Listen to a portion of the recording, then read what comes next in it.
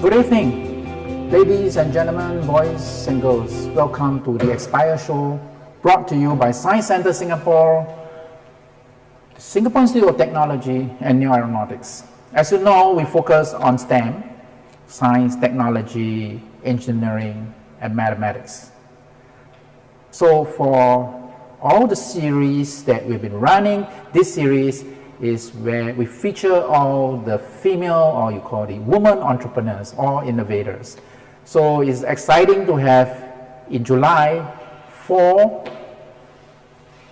innovators, entrepreneurs to join us on this series. And what we want to do and what we want to learn and what we hope that they will share is their experiences, trying to come out with solutions to the challenges of the world, maybe make a world a better place, and then perhaps we can learn more things from them of what they're doing. So for this series, and for tonight's episode, we have invited Dr. Guo Rui to join us. She is the CEO of Fronka Technology. Let's go and meet her. Okay, good evening. Good evening, Prof. Yeah. Okay, Dr. Guo, right? Yeah, so I'm going to call you Guo Rui, okay? Yeah. So we are informal here. So, so Dr. Guo has a PhD. You look at her, very young, but study a lot. But so how she study, why she's involved in science, and what kind of sciences that she involved with, and is it really sophisticated and complicated that we don't understand? And is science really that difficult? Let's listen to her. All right? Okay. Corey, go ahead. Yeah, thanks for having me here, Prof. And good evening, everyone. My name is Guo Rui. I come from China and get my bachelor degree from Nanjing University. After that, I made up my mind to continue my academia role. So I come to Singapore 6 years ago to pursue my PhD degree in National University of Singapore. After graduation, at the end of 2019, I started this company called Fronka, aiming to provide innovative equipment solution to nanomaterial scientists. Yeah, that's my story. Very good. So do you want to talk about what you do in the company? As I heard, nanomaterial must be damn sophisticated. Yes. Okay, I will. The name of our company is called Fronka. It is made up by myself, means frontier characterization. We provide frontier characterization solutions to nanomaterial scientists. The problem we are trying to address is that in chasing the scaling down of chips, people are now developing more and more advanced technology and spend more and more money on developing such kind of chips. But we all see that the bottleneck of current workhorse of chips, silicon, has emerged. The good news is we also have new material on the way. One very promising candidate is called two-dimensional material. This is one kind of one single atomic layer material. The representative material I believe you must have heard about is graphene. This kind of two-dimensional material has been proved to fabricate atomically thin IC and also can be easily integrated into flexible electronics. So this is quite promising that in 5 years, this kind of two-dimensional material is going to enter industrial stage. However, the problem of this kind of material is that since it's just one atomic layer, the big surface to volume ratio renders this kind of material very sensitive to the environment. If we still adopt the traditional workflow and use the traditional machine we use for 3D material, that is bulk material, by using one machine to create the nanostructure and then take the sample out to another machine to modify the structure as we want, and at last we take it out to another machine to do the measurement. Usually this long journey will cause the sample to be oxidized or contaminated. And what's more important is this whole process, there's no real-time feedback and monitoring. We never know what happened until the very last step. Our solution is that we develop this one-stop workstation so that after putting the sample inside our machine, we can do multi-steps within one vacuum chamber. Different modules can be different function modules can be used to develop the nanoscale semiconductors, and in the meantime we can have real-time monitoring because all the functions are done at the same space and the same time. And in addition to the hardware, we also have this software with database. This is a database accumulating all the frontier research we have done in AUS. This is composing different parameters and different parameters of the materials configured in different device structure. This kind of database can provide theoretical prediction and also the measurement window for our user. Compared with competitors, there are established brands in the market providing single function machine, but they never focus on this integrated workstation, and we are the one filling the market gap. This is a database. What happened? As for the market opportunity, the first step of our market is academia lab, such as NUS, NTU, and Chinese universities like Tsinghua and Beida. The second step of us is to cut into the industrial lab, and eventually we are going to provide a database to the design and manufacturing of IC. The business model will be quite various. We can provide hardware package, and in the meantime, we provide subscription to the database.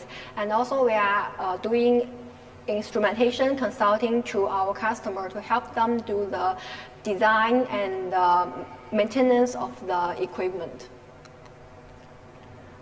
And I think. Let's talk about the team. I'm the CEO, and Dr. Sun Haicheng is in charge of the technology. He's also the engineer in the leading foundries. And we have Hannah here. She's quite a business expert in manufacturing industry. And we have all these renowned scientists and a successful entrepreneur here as our technical and the business advisor. I think that's all, Fronka. All right, thank you. And it's so complicated that I probably don't understand a lot of things that you talk. So we will slowly discuss, right? Okay. But just talk about your interest, right? So you study Science? What kind of science?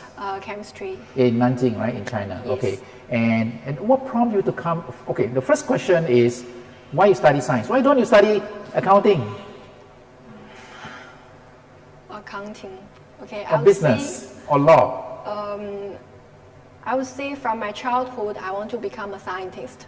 The original motivation is to develop some medicine so that I can, after taking this medicine, I can live forever. Okay. Yes, that's a childhood dream. Yes. Okay, and that spur your interest in science. Yes, more on the STEM part. What is STEM? Science, technology, engineer, and mathematics. Oh, okay, STEM. Okay. STEM. That's what we're talking about, right? So yeah, so interesting. So when you say, okay, you come to Singapore, right, and US to do your PhD, why? Yes.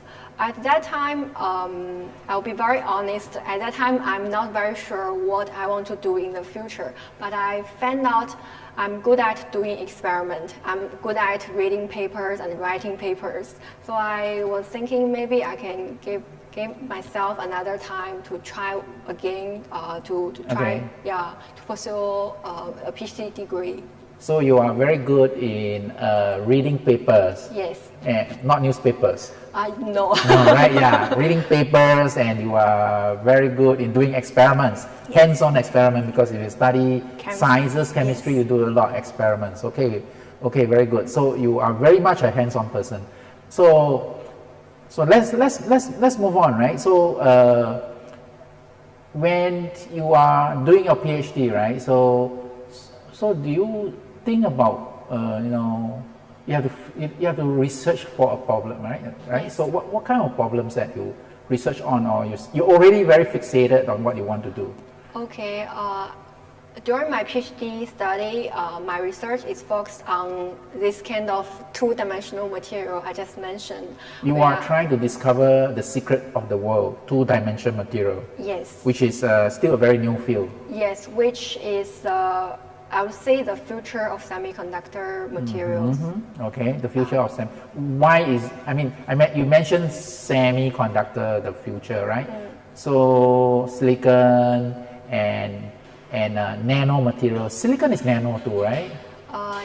Yes, it's already in the nanoscale. Yeah. So what's different between your research and the existing technology? Okay, the magic of this kind of two-dimensional material is just one atomic layer. So compared with traditional bulk material, this kind of material has some magic physics dominated by quantum effect. So Magic? What do you mean? What's quantum effect? Explain to the audience. Okay, some physics lessons I'm not very good at, but quantum effect is when you scale the thing down to the nanoscale, some strange things will happen. For example, I'm sitting down here and I can never cross the wall there. However, in the quantum world, an electron can travel across the wall. Oh, okay, that's magic. Yes. Okay, Yes. that's a simple thing. So the silicon that you is a nanomaterial, right? Talk about graphene, right? You say is what? Is a one layer of atoms, right? Yes. Yeah. So what makes it so exciting? One layer, two layer not exciting. One layer very exciting. Yes, because it's just one atomic layer then dominated by quantum effect. This kind of material has very, very high conductivity. Electron can travel very fast in this layer with little obstruction. So that's why people who discover graphene won the Nobel Prize. Oh, the person who discovered graphene won the Nobel Prize. Is your supervisor? It's not my supervisor. But you know him? Yeah. Of course you know him, right? Yeah. So good. So you know a Nobel laureate, right? Yeah. Okay. Good. Right. So now let's talk about you doing your PhD, right? So you finish your PhD. You want to be a professor? My initial plan is that after getting PhD degree, I can go back to China and plan a university and become a professor. But it is also during this PhD study that I found out I do not really want to be a professor. Why not? Is everybody dreams to be a professor, right? Is it? For a PhD? Yes. I think it's different from what we imagine. We imagine about being a professor. It's not. At least it's not something I want to do in my next 10 or 20 years. How would you describe your personality, your character? I think I'm outgoing. No, I don't think I'm an outgoing person. Okay.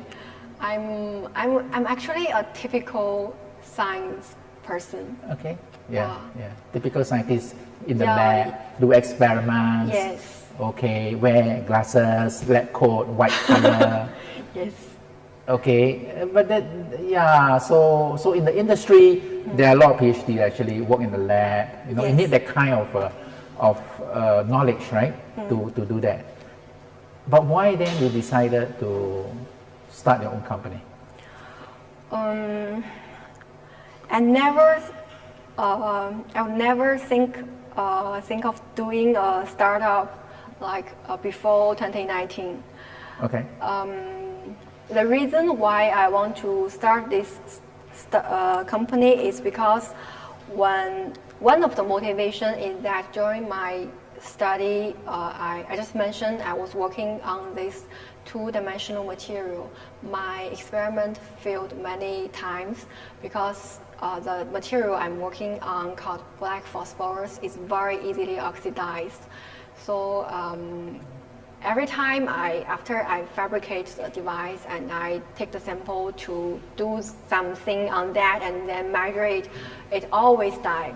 So I was quite frustrated at that time, and it is also during that time my research group and we together developed this solution, this one-stop workstation for this typical kind of material.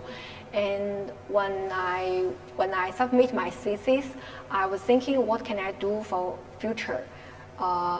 So I take part in this group program in NUS, and we talk about this solution, this machine we built up, and during the market validation, I actually found out many other researchers are also quite interested in this solution because they suffer from the same problem. So I was thinking this may be an opportunity for me to provide this solution to more researchers to make their life easier and happier. Yeah, and yes, doing startup is one of the boldest decisions I've ever made. Okay, so there are 2 points I get from here. One is that your personal problems of doing your research is similar to other people doing some kinds of the problems, and you see that if you can solve these problems, then it becomes an opportunity for a potential business, right? We'll talk about how big is this business later, but so it's all about problem solving.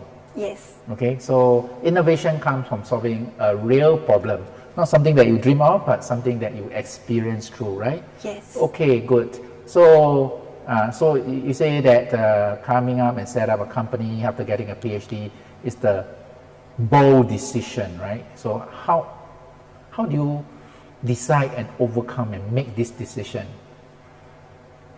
It doesn't feel like, do I have a stable job, that kind of thing, my income stable or not? Yes, it's quite different from getting a stable job and have salary every month. Even now, some of my friends, they are still talking to me and suggest me to get a stable job. I think doing a startup, especially if you have the passion to solve this problem, is something you must try, especially at a young age, when you have literally nothing to lose.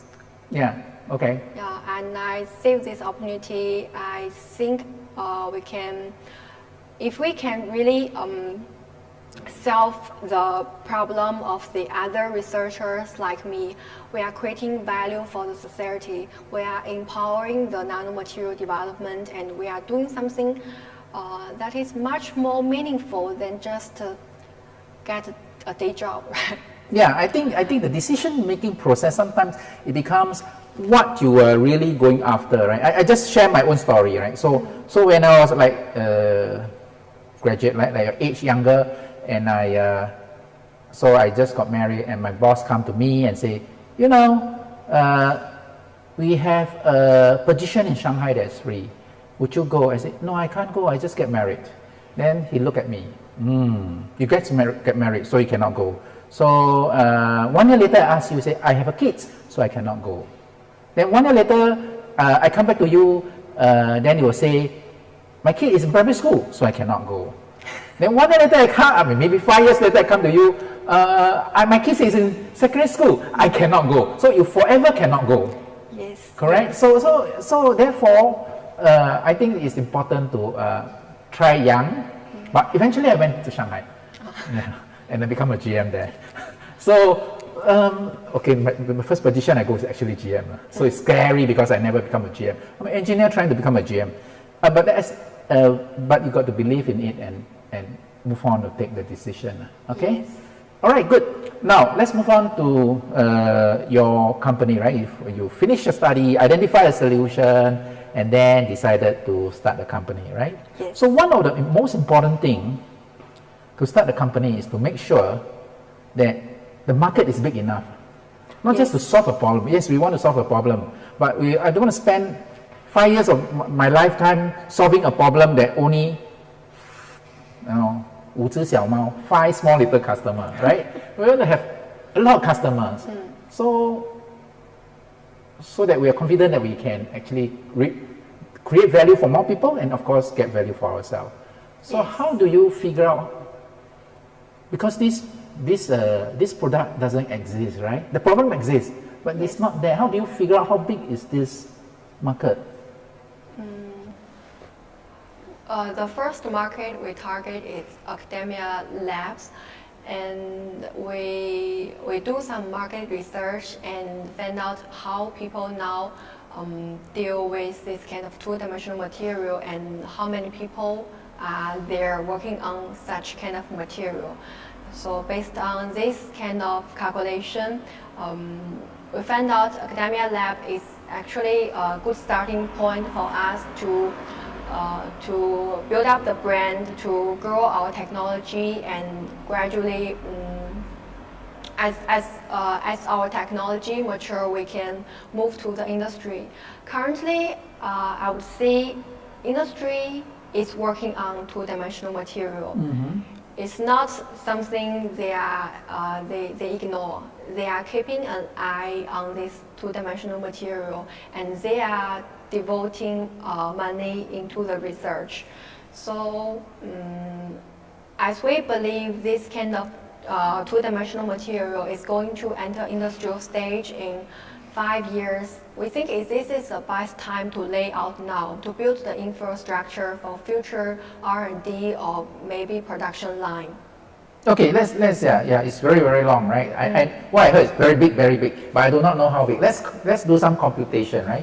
You're talking about universities, research labs, right? Yes. So you say, okay, I saw 1 billion. So how do you actually come up with that $1 billion number?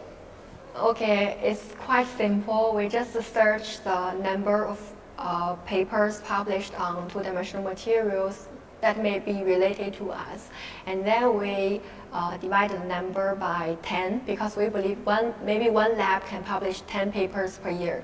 Okay. Okay, then we get the number of labs. Yeah. Then we times roughly one lab, we have 1 million per year for R&D to purchase equipment. Then we get the market. And that market of 1 billion is just which market? It's a global market. Local?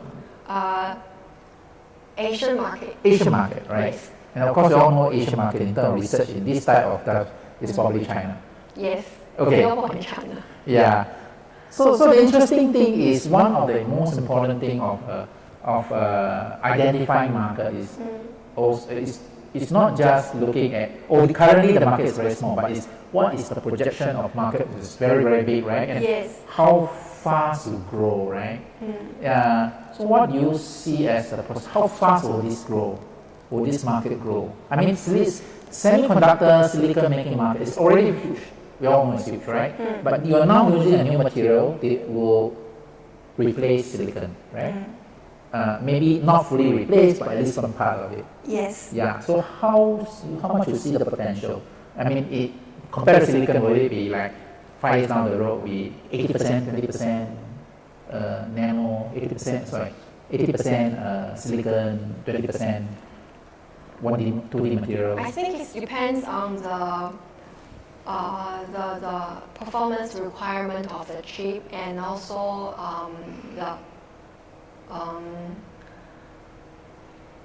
it's still the performance requirement. It's like if today you want to build a flexible electronics, maybe you have to use this kind of material inside of silicon. And today, if you are going to build like chips with critical dimension less than 1 nanometer, how are you going to build it? You have to change material, right? So that's the dimensions that this kind of two-dimensional material is going to replace silicon. As for exact percentage, I think that that remains a question. Okay, sure.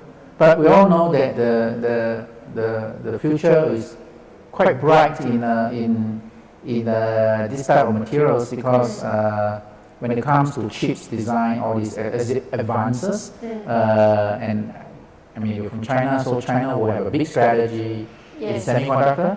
Yes, the Chinese development strategy on semiconductor is a long-term strategy, and one of the reasons is to compete with America, right? We do think 2D material is some area that China can devote more efforts into, so that maybe this can become a point, maybe some place where China can take advantage. Okay. So you just started, right? You just started the company, and you already have sales? We have letter of intent now. Okay. Yeah. All right. Yeah, that's good, right? Can you just review like per sales is how much, roughly? You sell machines, right? Yes. Yeah. Based on the requirement of the customer, because I forgot to mention, our machine can be customized. For example, if you don't want this function, we can remove this module, or if you want other function, we can add this module for you. So based on different kind of requirements, the price can vary from 300K to 500K. Oh, that's a big sum of money. 300K and 500K per machine. Yes. That's a lot of money to make, right? Yeah, it's just one more machine and you can retire, is it? No.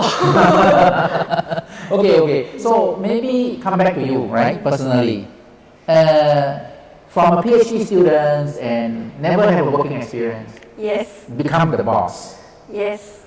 So how do you prepare yourself? How do I prepare myself? I think I have to learn very quickly.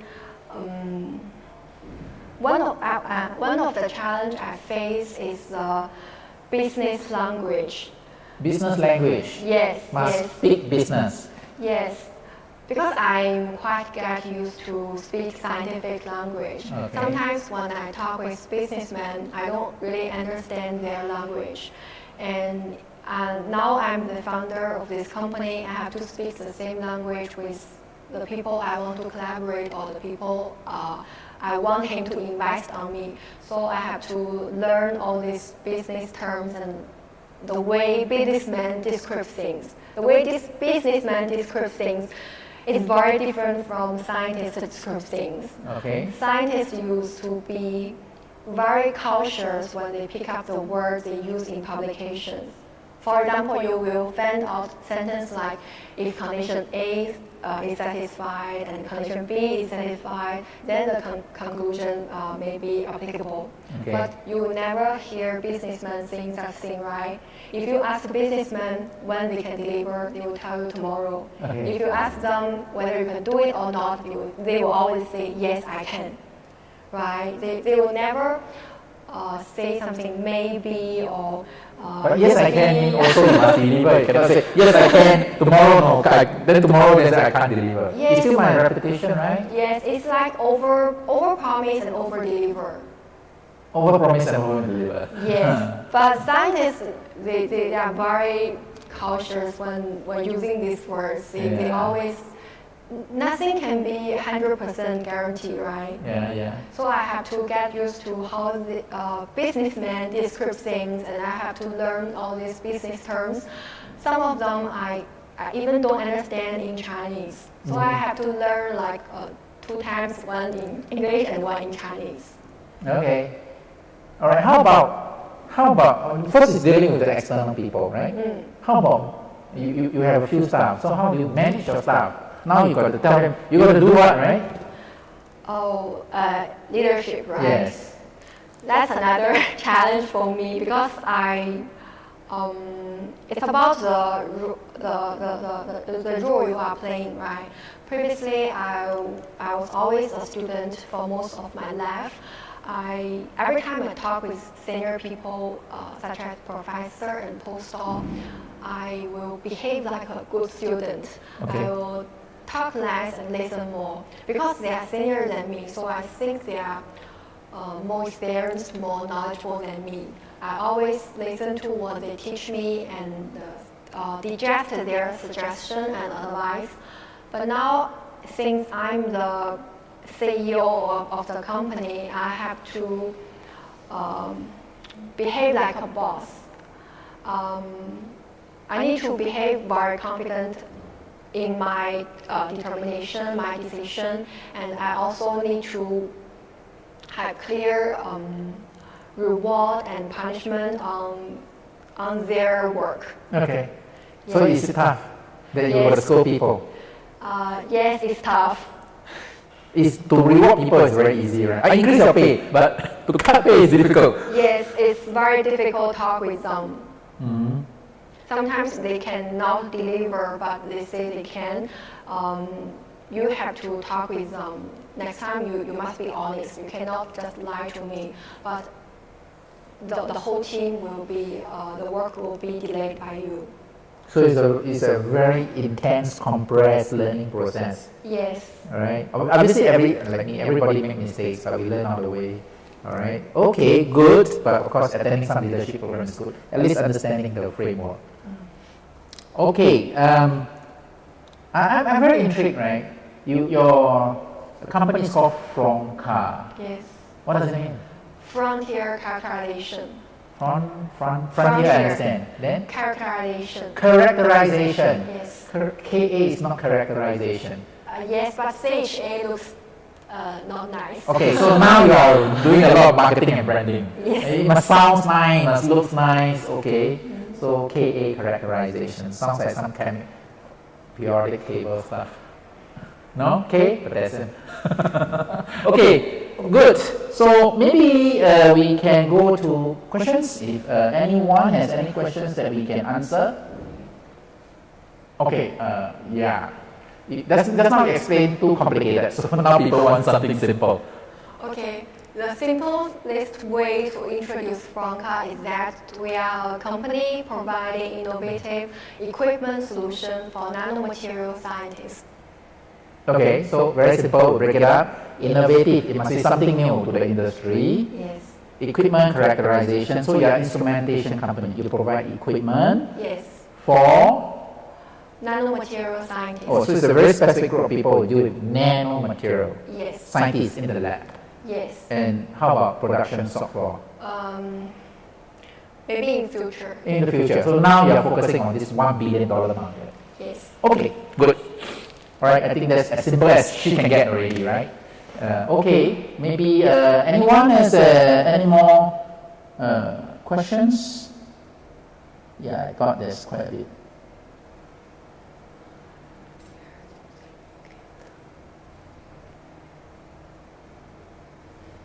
Any questions there? Yeah, oh yeah. If there was something you would have done differently, what would it be? Oh. Probably never think of that. I think I will start this company earlier because even earlier, no, you want to jump into it much earlier. Because as I said before, this is a bold decision.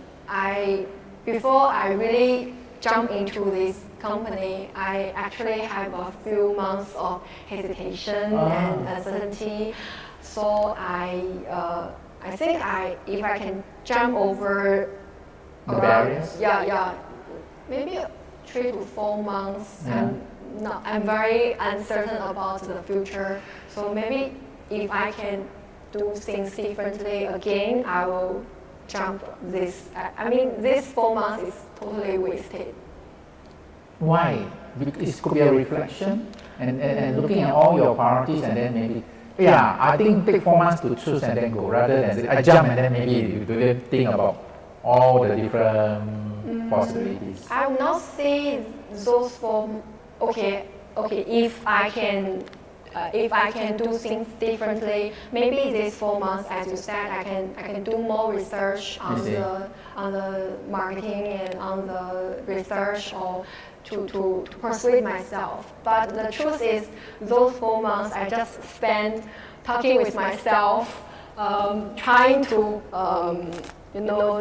fighting with my uncertainty, my fear.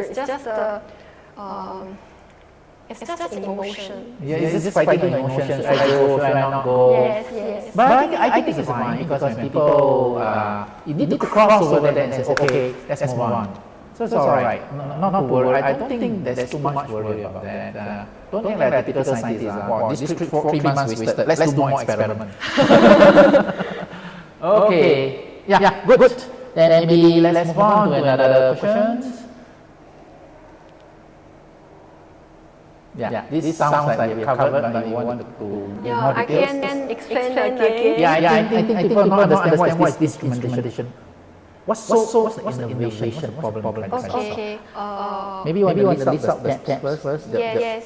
The typical workflow to develop another nano semiconductor material is like we start from using this material to build something, build a device. Then we may do some structure modification to the device we just built in order to change the property as we want, and then we will do some measurement to see whether the performance can meet our demands.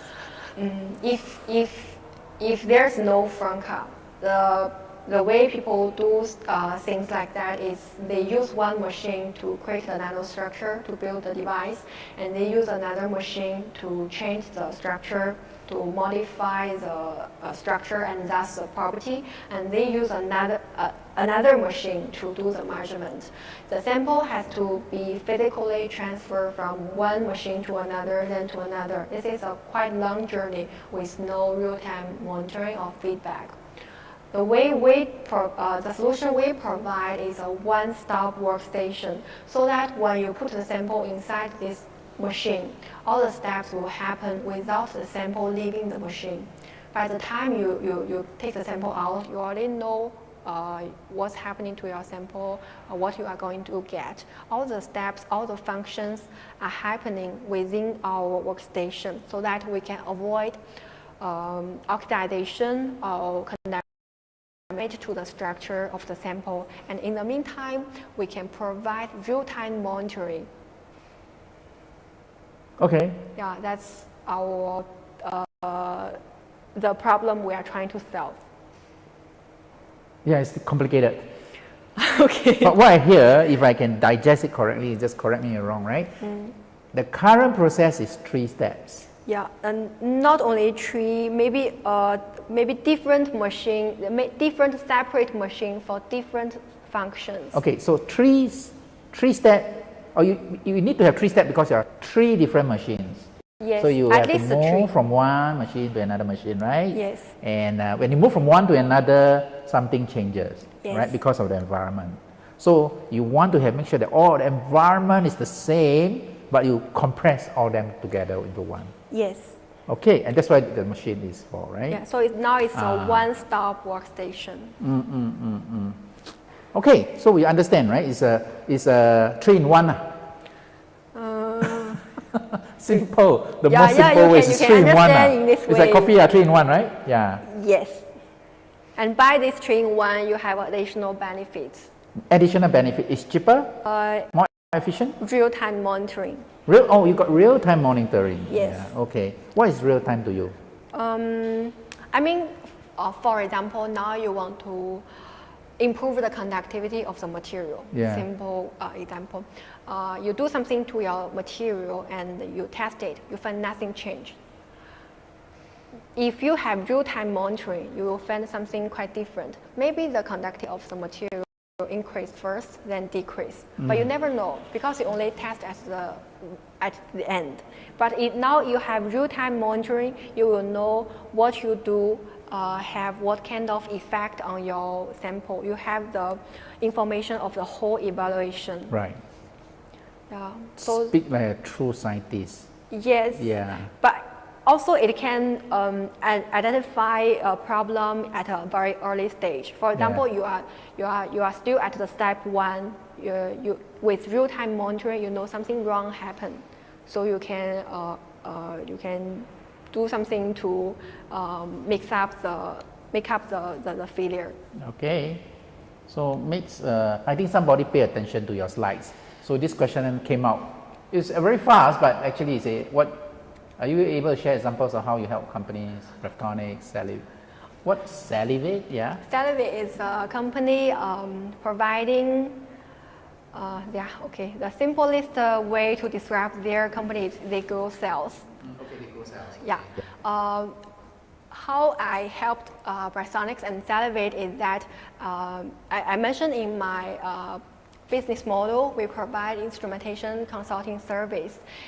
We provide design and maintenance to the machine, not only sold by us, but also sold by other companies. Because our team, we have the expertise on machine and all this kind of engineering work. So what we help Brasonics and Salivate is that we take care of their machine maintenance, and also we propose some instrumentation to Salivate to help them grow more cells.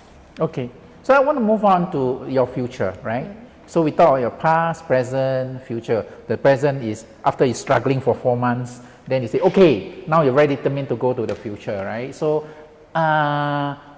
is Singapore the market? I mean, are you going to stay here and because you need to grow the market, you need to talk to customers? What are you going to do in the future? We are not going to give up Singapore market, but in the meantime, we want to do both sides, Singapore and Chinese market. I think Chinese market, as we all know, is booming. So with this opportunity, we definitely to explore the Chinese market. I'll personally go back to China later this year.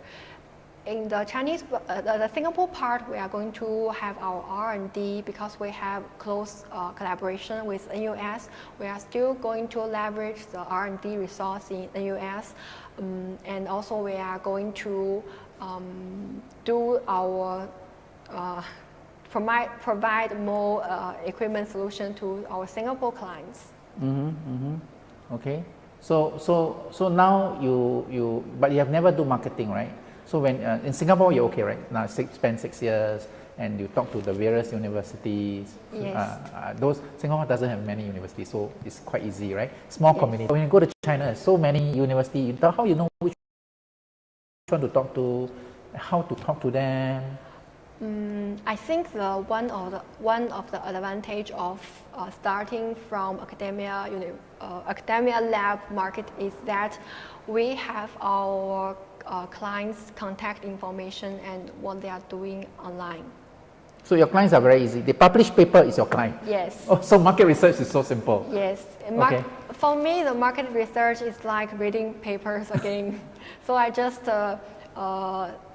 search for keywords on like Google Scholar or Web Scholar. So I just find out who published something on what, and I can get their contact information online. Yeah, I mean, who published what at which university is easy, yes, right? Yes. But from the publication, you can actually tell this guy is working on this. Yes. And therefore, he will face this problem. Therefore, he's my client.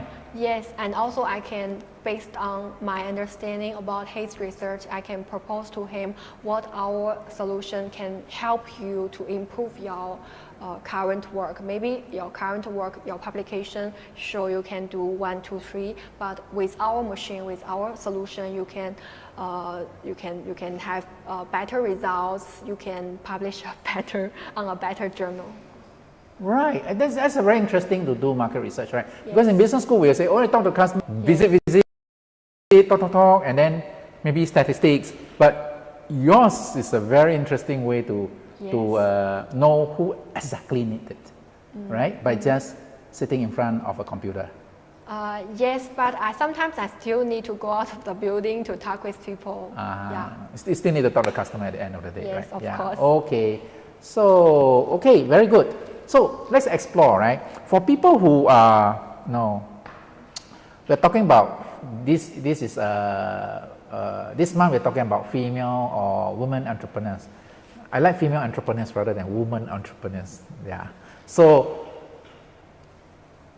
what we know is that when you study science, you can also be creating value for society in whatever means, right?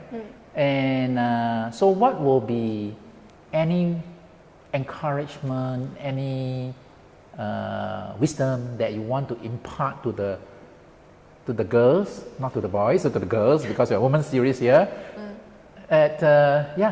for them to study STEM and then to move on to become an innovator or entrepreneur? Okay. I think to all the girls, I will encourage you to learn STEM. I'm not sure whether in Singapore people will say boys tend to be good at STEM. Okay, but anyway, in China, I heard a lot of people saying that girls will not be good at STEM. They say such kind of thing from stereotypes, right? Girls goes to the arts, painting, write fiction, story, like guys. I think part of the reason I study STEM is because people say girls cannot be good at STEM. So you try to prove them wrong. Yeah. Okay. So I think the current society may be okay. The female is always less privileged of the society. No, it's okay. I think people stereotype, but then what you want to tell them, right? This is the message I'm going to tell you. Yes, I want to. I think if you learn STEM, in this society, you have more opportunity to go to the a leader position. Okay. Yes, we must have more girls in the leader position so that we can fight for women's rights. Wow, you're fighting for women's rights, women inclusivity, right? Yes. Yeah. Okay. Yeah, I think the whole society is also recognized that women is underrepresented in many areas. Yes. Okay. Yes. So good. So all right, then I think that's about it that we can for these sessions. Unless you got one statement to end this session, do you have any? Something that come off your mind for innovators and entrepreneurs? Not just female, but everybody. Everybody. Yeah. Through your personal experience. Your personal experience is very unique because you whole life study, then take whatever study, become an entrepreneur. I think you just be prepared and seize the opportunity when it comes. Okay, be prepared and take the opportunities. Yeah, when it comes. Yeah. So we always say that in life, are you lucky? But you know what you mean by luck, right? Luck is when you are prepared and the opportunity comes. So preparedness with opportunity comes together, then something will happen, right? That means you are lucky. But if you can't be lucky by not preparing, right? And I think going forward, we know that in COVID, you have the vaccines, whether you have scanner, temperature scanner, whatever, are all from STEMs. All right. So be prepared, and I think the parting message is really that STEM is really a good thing to equip yourself with, right? Whether eventually you do other jobs, lawyer, whatever, but that will actually give you the life skills to understand the world, and the world is really driven by technology as we go more and more forward. Okay, so we end our session tonight, and we'd like to thank Dr. Guo Rui for coming on our show, and we'll see you in the next episode on the women STEM entrepreneurs and innovators. Good night. Good night. Okay. Are you finished?